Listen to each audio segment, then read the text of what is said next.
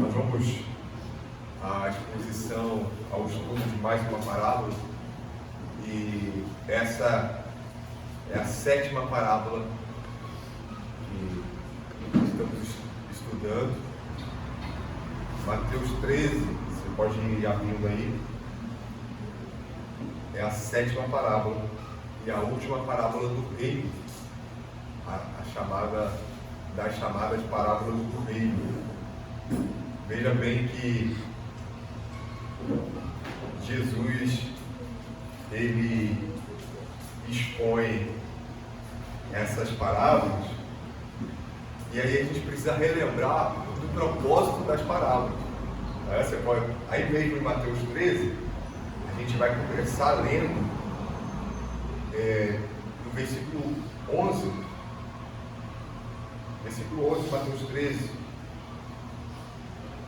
Porque a vós outros é dado conhecer os mistérios do reino dos céus, mas àqueles não lhes é isso concedido. Pois ao que tem se lhe dará, e terá em abundância, mas ao que não tem, até o que tem lhe será tirado. Por isso lhes falo por parábolas, porque vendo não veem, e ouvindo não ouvem, nem entendem, de sorte que nele se cumpre a promessa, a profecia de Isaías: ouvireis com os ouvidos, e de nenhum modo entendereis, vereis com os olhos, e de nenhum modo percebereis, porque o coração deste povo está endurecido de mau grado, ouviram com os ouvidos e fecharam os olhos, para não suceder que vejam com os olhos, ouçam com os ouvidos, entendam com o coração, se convertam e sejam por mim curados. Bem-aventurados, porém, os vossos olhos, porque veem, e vossos ouvidos, porque ouvem. Amém. Aqui nos faz, é importante a gente lembrar dos propósitos das parábolas. Nosso pastor, no primeiro estudo, trouxe para a gente a importância e exemplos de parábolas por toda a Bíblia, não só do Novo Testamento. Não é algo exclusivo ao Novo Testamento, né?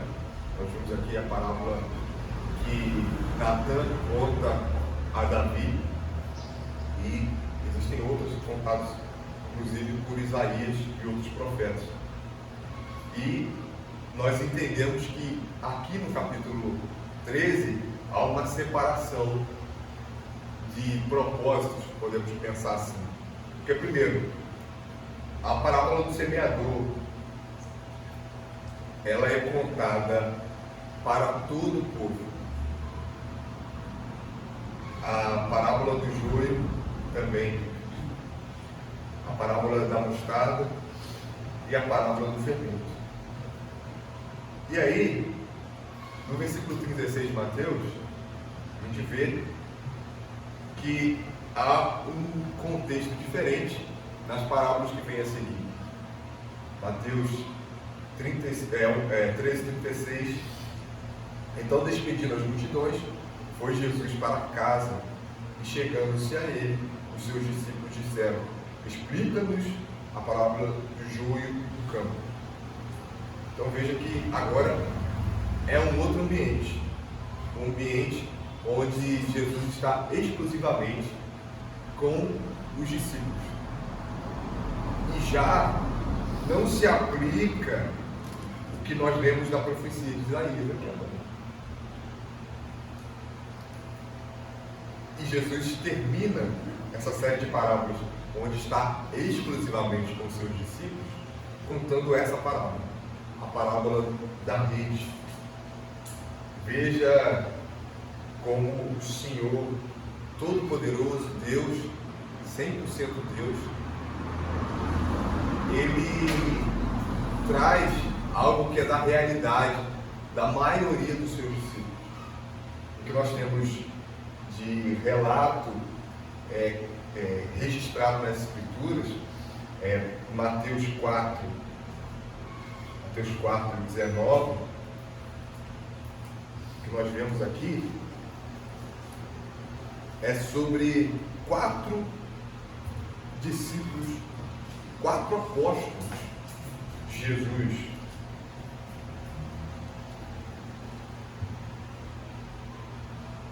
Caminhando junto, versículo 18 de Mateus 4, caminhando junto ao mar da Galileia, viu 2 irmãos, Simão, chamado Pedro e André, que lançavam as redes ao mar, porque eram pescadores. E disse-lhes: vinde após mim, e eu vos farei pescadores de homens. Então eles deixaram imediatamente as redes e seguiram. Passando adiante, viu outros 2 irmãos, Tiago, filho de Zebedeu, e João, seu irmão, que estavam no barco em companhia de seu pai, consertando as redes, e chamou-os. Então, eles, no mesmo instante, deixando o barco e seu pai, o seguiram. Então você vê, de 12 apóstolos, nós temos 4 que com certeza eram pescadores profissionais, ou seja, viviam disso, estavam ali diariamente para ter o que comer, para dar sustento para a sua família. E além desses, há dúvida sobre outros três apóstolos que poderiam ser pescadores: Tomé, Bartolomeu e Filipe. Esse relato está aqui em João 21. Vamos ler aqui João 21. Jesus já morreu, ressuscitou. João 21, de 2 a 8, vai falar da aparição de Jesus a esses discípulos. Estavam juntos Simão Pedro, Tomé, chamado Dídimo, Natanael, que era de Caná da Galileia, os filhos de Zebedeu, e mais 2 dos seus discípulos. Disse-lhes Simão Pedro, vou pescar. Disseram-lhe os outros: também nós vamos contigo. Saíram e entraram no barco. Naquela noite, nada apanharam. Você vê, temos outros discípulos ou outros apóstolos que acompanharam Simão aqui para pescar. Não sabemos se era pela profissão ou pela irmandade que eles foram, né? Mas de fato o que nós temos é que eles tinham intimidade. Porque, imagina, você vai se oferecer para pescar como pescador profissional, você sabe que se você for, se eu for, eu sei que eu vou mais atrapalhar do que ajudar.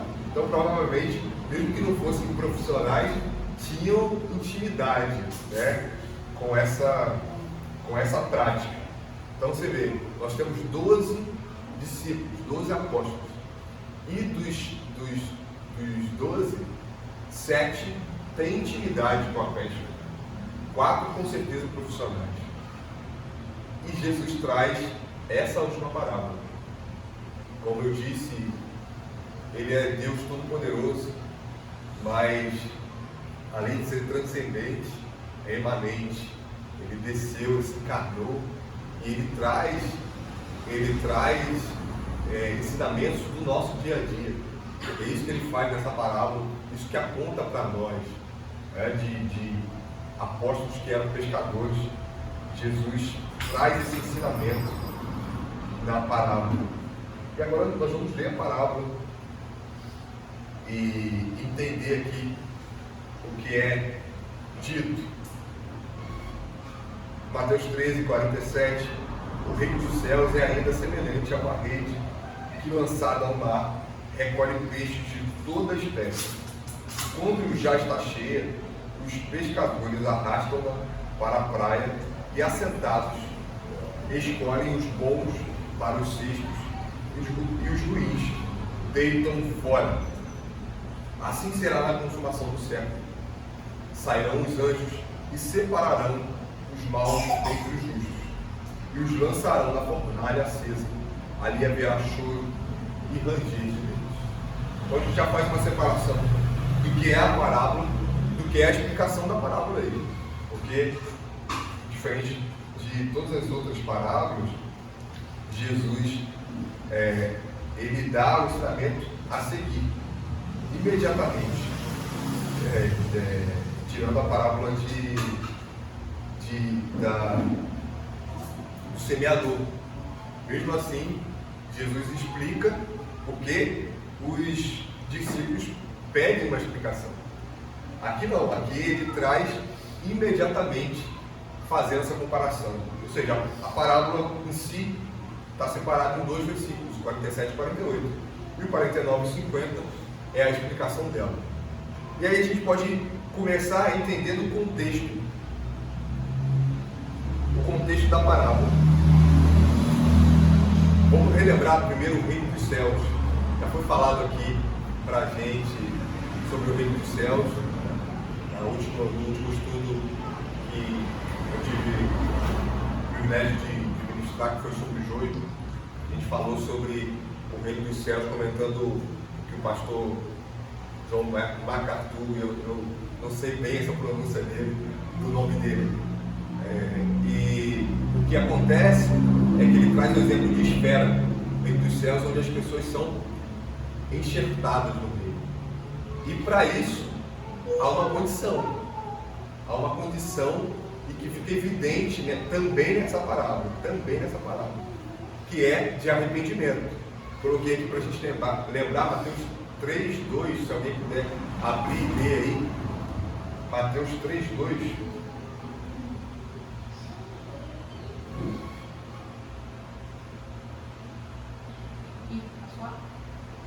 E dizendo, arrependei-vos, porque está próximo o reino dos céus. Amém. Esse é João Batista falando sobre a condição para o reino dos céus. O que nós entendemos é que o que João fala aí não é expulsar demônios porque se aproxima o reino dos céus, ou simplesmente profetizai porque se aproximou o reino dos céus. O que ele diz é arrependei-vos. Ou seja, os frutos externos, eles são válidos a partir do fruto interno, que é o arrependimento do pecador, onde eu e você fazemos pouca distinção, se houve arrependimento ou não. Isso aponta muito para a parábola do joio e do trigo, porque nós não conseguimos distinguir 100% quem é dos nossos, e a partir dos frutos, no dia da colheita, aí sim, tudo ficará claro, o Senhor mostrará para nós.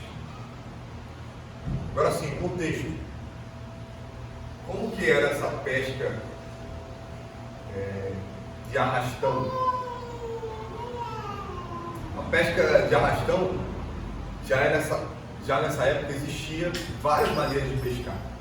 E a mais eficiente era essa pesca de arrastão, ou usar essa rede de arrastão, que era, você colocava cortiças na parte superior da rede, e na parte inferior você colocava pesos para que ela se mantivesse no fundo, assim garantindo que tudo que por onde a rede passasse ela pegasse.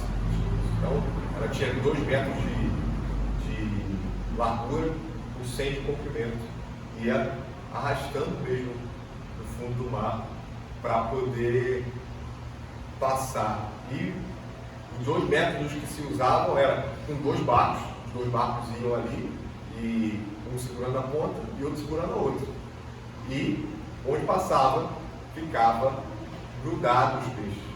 Ou seja, se o peixe era menor, ele passava, mas a espessura da rede garantia que pegassem peixes grandes, como é de fato, como a gente já tem entendimento de rede de pesca. E a outra maneira era você, com um barco só, você fincava a rede na praia e fazia uma espécie de U, para que o barco saía e ele retornava imediatamente à praia. Naquele perímetro ali, pegava tudo que tinha de peixe.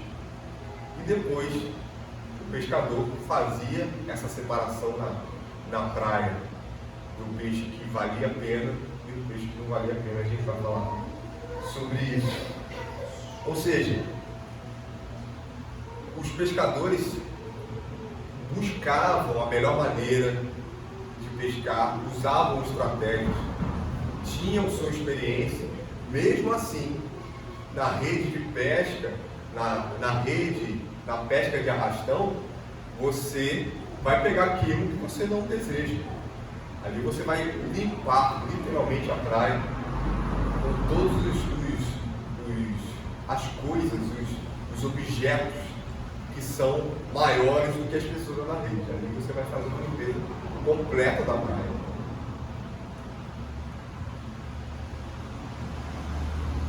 E agora vamos especificamente para a explicação da parábola. O reino dos céus é ainda semelhante a uma rede. O que os irmãos acham que é essa rede?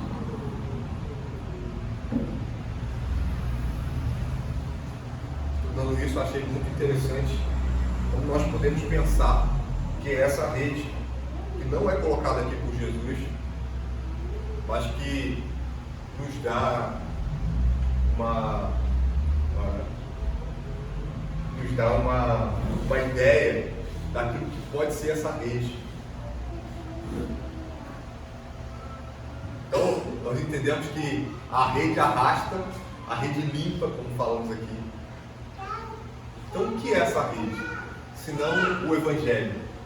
O Evangelho, ninguém fica, de certa maneira, análogo a ele. Ninguém fica simplesmente indiferente. Né? O que nós podemos assim dizer, a pessoa ouviu o Evangelho e ela está indiferente, sim. Mas o Evangelho, ele vai escandalizar.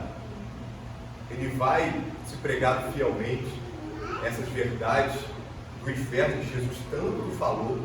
E aqui nessa parábola ele fala no versículo 50: e lançarão na fornalha acesa, ali haverá choro e ranger de dentes. Jesus está falando de inferno aqui.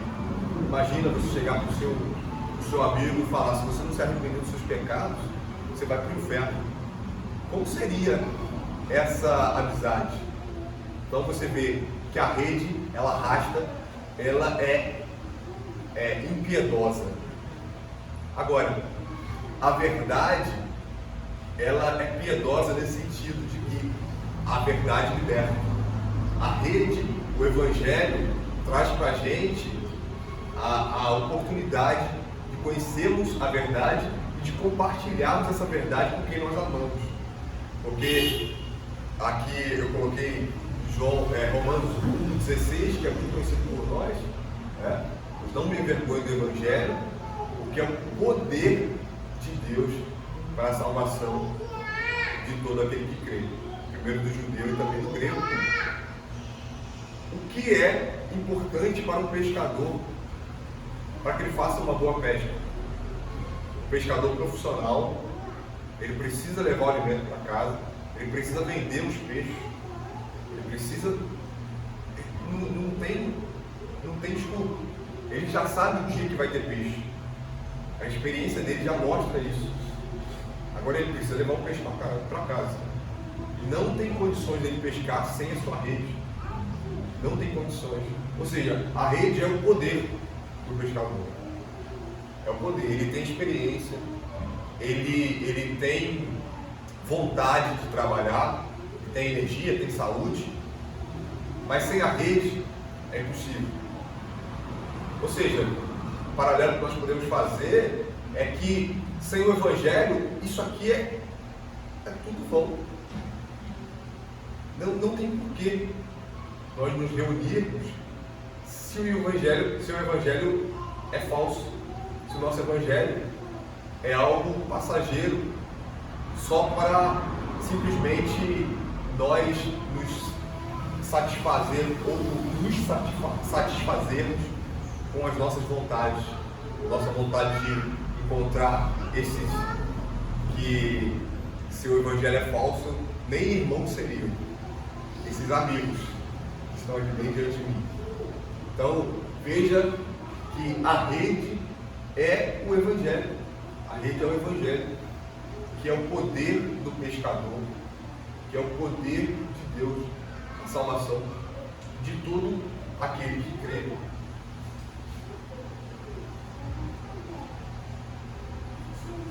O mar, a gente vai trazer menções aqui, principalmente de Isaías, sobre o mar. Vou pedir ao irmão que abra Isaías 17, 12, e outro irmão que abra Isaías 57, 20.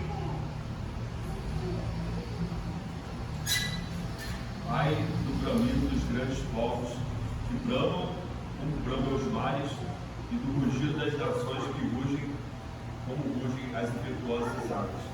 Bramido de grandes povos que bramam como grandes mares. Os povos como mares. E agora Isaías 57, 20. Mas os ímpios são como um mar agitado, incapaz de sossegar, e cujas águas esperem lama e lodo. Amém? Aí fica mais claro ainda. Os ímpios são como os mares. Esses ímpios são todos nós. Nós, seres caídos, fomos resgatados. Ou seja, o mar é o mundo. O mar é toda criatura. Porque todos pecaram e carecem da glória de Deus. Ou seja, os ímpios são todos nós. Nós fomos libertos. Nós fomos grudados, nós fomos arrastados pela rede. Antes estávamos no mar e agora estamos sendo arrastados pela rede. Ou seja, o mar, assim, a gente pode fazer um paralelo aqui com a parábola do joio, aqui mesmo nos versículos da explicação, onde Jesus fala que o campo é o mundo, versículo 38, nós podemos fazer esse paralelo. O campo é o mundo, o mar é o mundo. O mar, como a irmã leu, os ímpios são como o mar. Isso mostra para a gente a realidade e a primeira separação. O pastor João Pique, comentando sobre essa parábola, ele fala que há duas separações, e a primeira é essa: separar do mar para a rede. Ainda estamos no mar, sendo arrastados, mas agora na rede. E o que ele traz como uma aplicação ou como algo para a gente pensar é que no mar ou na rede estão todos da igreja visível.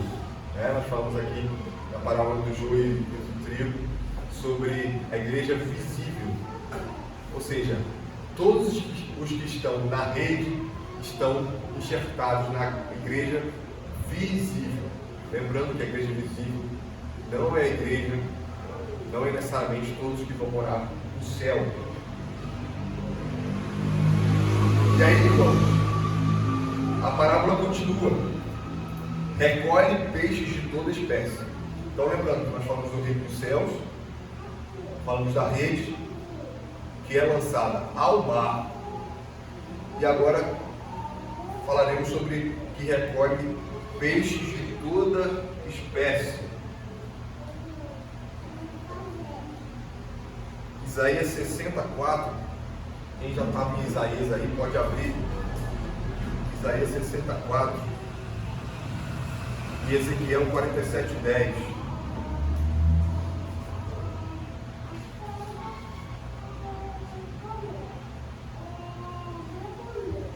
Levantem em redor os olhos e vê.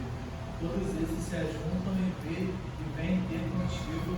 Teus filhos chegam de longe, teus filhos são trazidos nos braços. Ou seja, chegam de longe.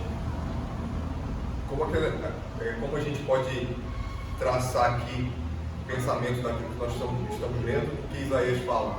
seus filhos chegam de longe, ou seja, não só o grego, perdão, não só o judeu, mas também o grego. E o grego inclui a nós, né? Inclui a nós brasileiros, quando há separação do judeu e também dos gentios, né? Então seus filhos chegam de longe, não apenas o judeu vai ser enxergado na videira, mas também nós, pela graça do Senhor Jesus, fomos enxertados e fomos salvos pela fé. E agora, Ezequiel 47:10. Será também que os pescadores estarão em pé junto dele, desde Engerim até Englaim. Haverá lugar para estender as redes, o seu peixe, segundo a sua espécie. Será como o peixe do mar grande e múltiplo excessivo. Então, nós vemos como Jesus, ele é sábio em usar toda a Escritura para ensinar. Ele falou do mar e falou de toda a espécie aí no versículo 10. Na nossa versão, ele fala, quando ele fala de espécie, repete aí, por favor. Para estender as redes, o seu peixe, segundo a sua espécie. Será como o peixe do mar grande e múltiplo excessivo. Segundo a sua espécie. E aqui na parábola, Jesus usa peixes de toda espécie. É incrível ver como Jesus usa toda a Escritura para ensinar, sem exceção, falando do mar, em um versículo falando do mar, falando de toda espécie. E como nós interpretamos essa ideia de toda espécie? Nós já lemos, ou nós já citamos aqui, Romanos 1,16, não me envergonhe do Evangelho, que é o poder de Deus para a salvação de todo aquele que crê, primeiro do judeu, também do grego, ou seja, de todo aquele que crê. Nós começamos falando sobre a condição para ser enxertado no reino dos céus. Condição não é se você frequenta a igreja, se você está aqui de manhã e à noite, e não falta, a não ser por doença, não é se você participa de todas as programações, não é se você visita os irmãos, não é se você profetiza, não é se você expele demônios, é arrependimento. E a partir disso, como nós conhecemos bem em Efésios 2, a partir disso, você sendo enxertado no reino dos céus, você pratica boas obras. Ou seja, não é o contrário. Entendemos que não é você fazer para ter. Você tem, e agora, em gratidão a Deus, você faz. Graças a Deus por isso. Isso seria impossível assim. Então veja que peixes de toda espécie inclui a todos aqueles que se arrependem. Negros, brancos, mulheres, homens, asiáticos, europeus, americanos, toda espécie. Toda espécie. Então a gente já vê uma diferenciação na parábola do joio, onde vai falar especificamente de duas espécies, ou dois seres distintos, que aqui também vai falar, mas aqui ele faz essa especificação, falando sobre todo aquele que se arrepender será salvo. Ou seja, os peixes são pescados, são arrastados pela rede, sem distinção da sua espécie.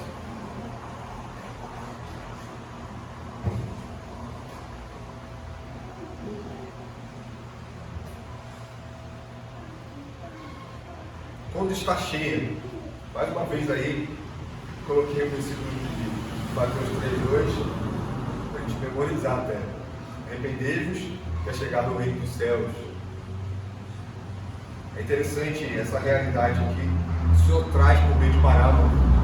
Quando nós lemos, entendemos e lemos a explicação que está no versículo seguinte, perdão, no versículo 49, tudo fica muito claro e entendemos a forma como Jesus está ali ensinando, até para que haja uma melhor fixação para nós. Porque Jesus fala, quando está cheia. E quando está cheia? A rede, quando está cheia, verá o fim. Verá o fim, versículo 49. Assim será na consumação do século. E aí há outro paralelo que a gente pode fazer com a parábola do joio. Versículo 30, volta aí uma página. Versículo 30. O último versículo da parábola. Deixai-os crescer juntos até a colheita. E no tempo da colheita, direi aos ceifeiros: ajuntai primeiro o joio, atai-o em feixes para ser queimado, mas o trigo recolhei no meu celeiro. No tempo da colheita. E agora, o que nós lemos é quando está cheia. No tempo da colheita, quando está cheia, é sem dúvida a consumação do século. Nesse momento, não haverá mais o que se fazer. Por isso, a urgência da pregação do Evangelho. Jesus está nos chamando a atenção para isso. Por isso, a urgência, porque no último dia não tem perdão. Eu vi essa semana um vídeo de uma atriz de Hollywood. Ela, eu há muitos anos, vi um filme, perdão, não era filme, era série, que minhas irmãs viam lá em casa. Era uma atriz, eu esqueci o nome dela, é uma atriz negra, e era contratada pela Disney. Então ela tinha uma série na Disney, né? Ela cantava e tal. Aí me chamou a atenção do testemunho dela. Ela ainda é atriz, só que ela é cristã. E ela é atriz de Hollywood. Então você já vê aí que o negócio precisa ser bem fundamentado. Porque como negociar a fé dela. E ela falando em um vídeo, testemunhando, em casa assim, lá em casa, ela falando sobre a fé dela, dizendo que é algo inegociável e de que ela prega, olha só, ela prega e ela conta uma história que ela desce com o cachorro dela e chega no quintal, tem uma cobra. Ela sobe a escada correndo, porque tem uma cobra no meu quintal. Aí, imagina que uma amiga está descendo a escada, eu vou lá no quintal. Tá, pode ir. Ela vai e descobre que tem uma cobra lá e é picada pela cobra. Aí depois a amiga dela volta. Eu fui picado por uma cobra que tinha no quintal. E ela simplesmente fala: eu sabia. Ué, como assim? Você sabia que tinha uma cobra no quintal? Você não me contou? Sim, mas eu não queria te ofender. Ela termina a história. Fala disso. Essa tem sido a nossa postura quando deixamos de pregar o Evangelho. Nós sabemos da cobra que está no quintal. Nós deixamos os nossos amigos, os nossos parentes irem até o quintal, serem picados pela cobra. A gente não fala nada porque a gente não quer ofender.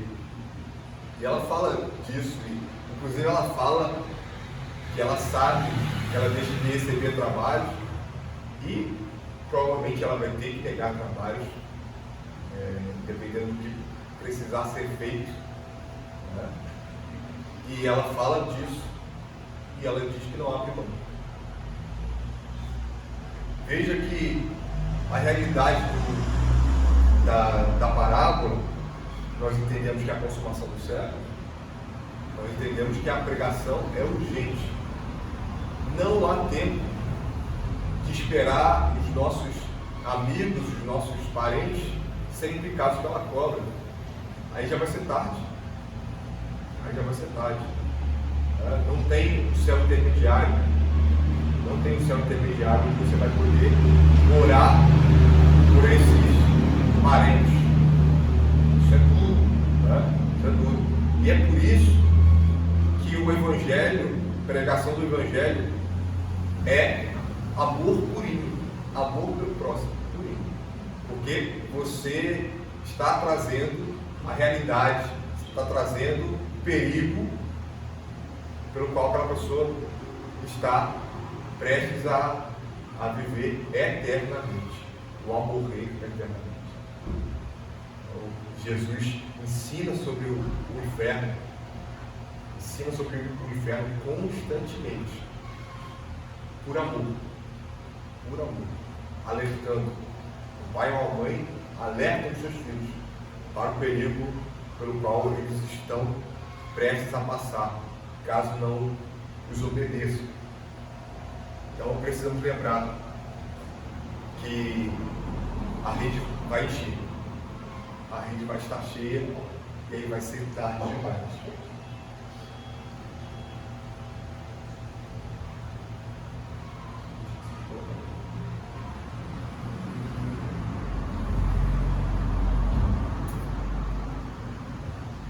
Ruins e bons.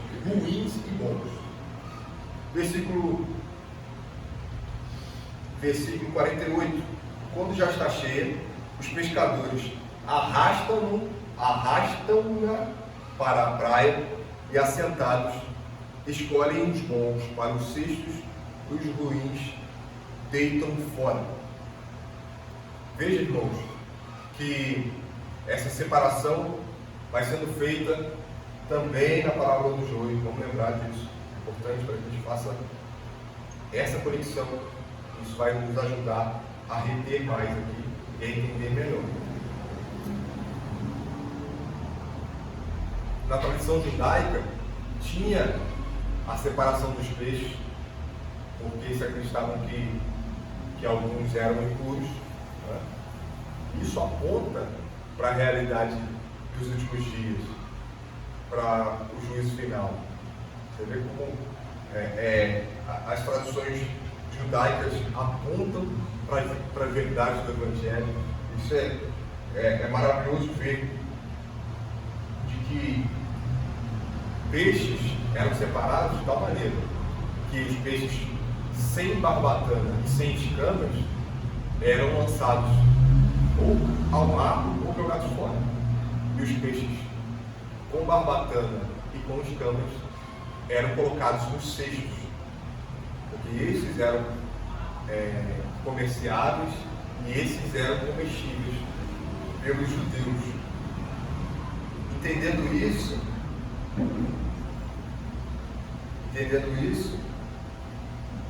nós podemos dizer que os peixes com barbatanas e escamas são o trigo, né? E os peixes sem barbatanas e sem escamas são o joio. Você vê que agora, como eu disse, houve a primeira separação, que o pastor João Pico comenta, a primeira separação entre o mar e a rede, os peixes que permaneceram no mar, os peixes que estão na rede, e agora há a segunda separação. Os peixes que estão na rede, a igreja visível, vai ser separada. Nós já sabemos que a realidade é, nem todos que disserem Senhor, Senhor, serão salvos. Em teu nome profetizamos, em teu nome expelimos demônios, mas a condição, como começamos o estudo, é arrependimento, submissão ao reino de Jesus. E haverá essa separação entre os peixes bons e os peixes ruins. Vamos ler outra parábola, Mateus 22, 1 14. Vamos lá, 14. De um bom primeiro.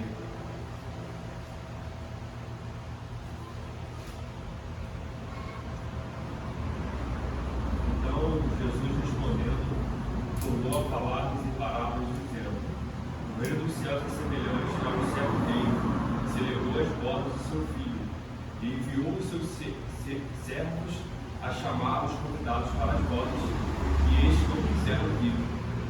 Depois enviou outros servos dizendo: dizei aos convidados, eis que tenho o meu jantar preparado, os meus bois e cevados já mortos, e tudo já pronto, vinde as bodas. Eles, porém, não fazendo caso, foram um para o seu campo, outro para o seu negócio. E os outros, apoderando-se dos servos, os ultrajaram e mataram. E o rei, tendo notícia disso, encolerizou-se e, enviando os seus exércitos, destruiu aqueles homicidas e incendiou a sua cidade. Então diz aos servos: as bodas da verdade estão preparadas, mas os convidados não eram dignos. E depois as saídas dos caminhos, e convidai para as bodas a todos os que encontrares. E os servos, saindo pelos caminhos, ajuntaram todos quanto encontraram, tanto maus como bons, e a festa nupcial foi cheia de convidados. E o rei, entrando para ver os convidados, viu ali um homem que não estava trajado com vestes de núpcias, e disse-lhe: amigo, como entraste aqui, não tendo veste nupcial? E ele emudeceu. Disse então o rei aos servos: amarrai-o de pés e mãos, levai-o e lançai-o às trevas exteriores. Ali haverá pranto e ranger de dentes, porque muitos são chamados, mas poucos escolhidos. Muitos são chamados, poucos escolhidos. Essa é a realidade da pregação do Evangelho. Nós devemos pregar sem distinção, como vimos no versículo anterior, peixes de toda espécie. Precisamos pregar sem distinção. Não sondamos corações, mas o Senhor no último dia fará essa separação. A separação é simples: ruins e bons, apenas. Não é se a pessoa é negra, não é se é mulher, não. Ruins e bons, apenas. E claro, essa bondade vem do sacrifício de Jesus na cruz, sua morte, sua ressurreição, e a promessa é de que nós ressuscitaremos com ele. E a explicação, para terminarmos, versículos 49 e 50: assim será na consumação do século, sairão os anjos e separarão os maus dentre os justos, e os lançarão na fornalha acesa. Ali haverá choro e ranger de dentes. Mateus 24, 31.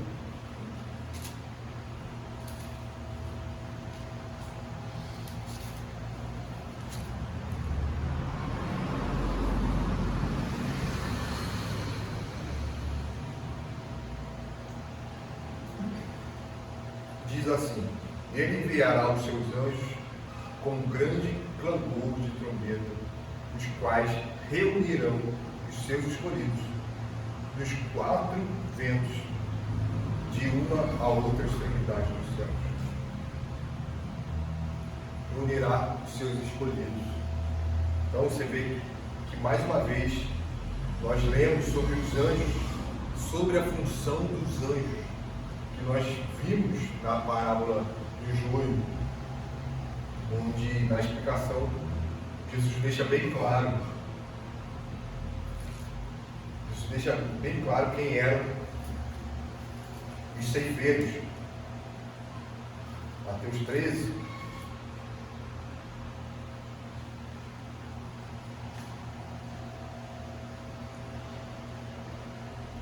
Mandará o Filho do Homem os seus anjos, versículo 41, Mateus 13, que ajuntarão do seu reino todos os escândalos e os que praticam a iniquidade, e os lançarão na fornalha acesa. Ali haverá choro e ranger de dentes. Interessante que o versículo 42 é idêntico ao versículo 50. Idêntico, sem tirar uma palavra sequer. E os lançarão na fornalha acesa. Ali haverá chumbo e ranger de dentes. Como já comentamos, o Senhor, por amor, nos traz a realidade do inferno, nos alertando como um filho, como um pai alerta seu filho, como um amigo, chama a atenção do seu amigo, por amor. O Senhor está nos chamando a atenção a isso. Então, se você é salvo em Cristo Jesus, lembre-se daqueles que você diz amar. Lembre-se daqueles que você diz amar. Porque no último dia, os anjos dançarão na fornalha acesa, e ali haverá choro e ranger de dentes. Um comentário, irmãos, que vem a partir daquilo que foi tratado aqui na devocional. Nós lemos Hebreus 10.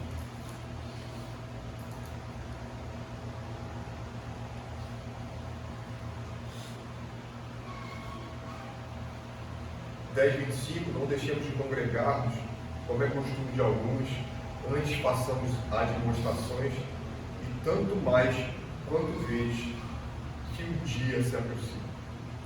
Que dia é esse? Na hora que o irmão estava lendo ali, olha que interessante. Vamos estar trazendo uma devocional, onde o escritor aos Hebreus chama a atenção da igreja, chama a atenção dos irmãos hebreus para um dia. E nós acabamos de ler o Senhor Jesus chamando a atenção dos seus discípulos para um dia. O dia está com letra maiúscula. O dia se aproxima. Não deixemos de congregar, porque o dia se aproxima. Não deixemos de fazer as demonstrações, não deixemos de orar, não deixemos de cantar, de louvar o Senhor, não deixemos de meditar na palavra do Senhor, porque o dia se aproxima. Isso é uma verdade que não deve ser negociada, porque nós sabemos que é verdade, só que nós esquecemos. Isso é muito triste. E aqui nós concordamos e lembramos que as nossas atitudes sejam em concordância com aquilo que já entrou para a mente, dentro do nosso coração. Amém? Alguém quer fazer algum comentário? Acho interessante que a riqueza das parábolas, né? Uma coisa que a gente sempre falava, quem nasce